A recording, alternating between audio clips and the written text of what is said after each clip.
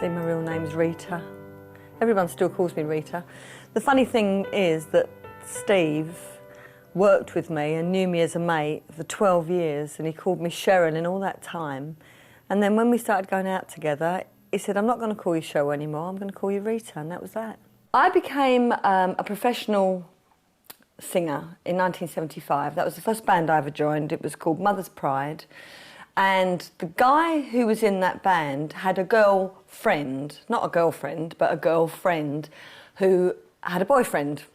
And that was Steve Stroud. And I became really good friends with her. She was lovely.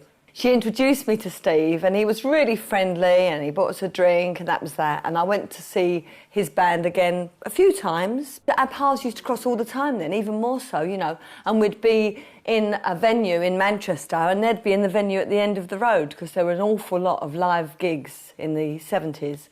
And so on our night off, we'd go and see Sparrow, and Sparrow would come and see Coco, and I'd sit, and he'd talk to me, and he'd talk to me about Jenny and how she's not the right girl for him. And me, you know, I never ever thought, oh, he's trying to pull me, because I was so green, so naive, and I used to say to him, no, you need to persevere, because she's such a lovely girl.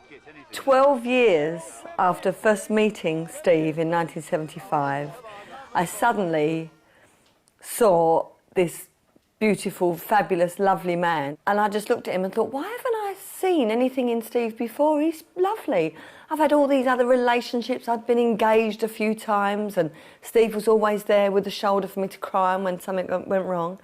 And in 1987, I rang him and I said, Steve, I need to talk to you. There's something on my mind, you know, and it involves you. And he went, all right, Cheryl, don't worry. And he came straight round, and we went out for a meal. And I said, I like you more than I ought to, because we're mates. And he went, no, you can't, you know, if it all goes wrong, if it all goes pear-shaped, then we lose our friendship as well as a possible relationship. But I wouldn't take no for an answer. Our first date was October the 17th, and Steve asked me to marry him 3 Christmases later, so it was 2 years and a few months later, Christmas Day, and his family were coming over. There would be 11 of us sitting down to dinner. And then we'd opened all the presents, and he said, oh, there's one more in the tree. And it was a little box, and I thought, oh, is it what I think it is? And I was praying that it was, I really was. I'd been engaged 3 times before, but I think the 3 times before had only been because, well, I suppose it felt right at the time, but I never ever felt I'm going to marry this person. Whereas with Steve, I wanted him to be my husband. I really wanted him to be my lifetime partner, you know. And so I opened this box, and it was an engagement ring, and I was just made my life. He didn't go on his hands and knees.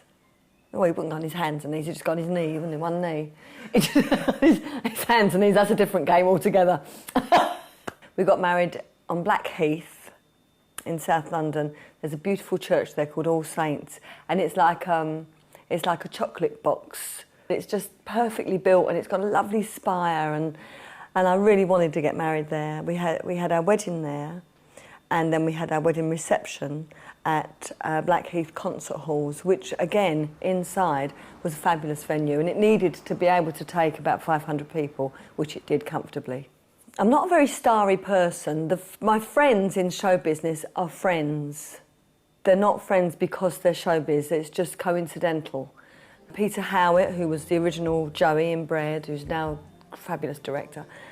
Mike Nolan, Shelley Preston and Bobby G was there from Bucks Fizz. And that was it. This is the cape. Oh, it smells of clothes that haven't been out for years. It's ever so heavy. I think I took this off. Did I take it off? I can't remember.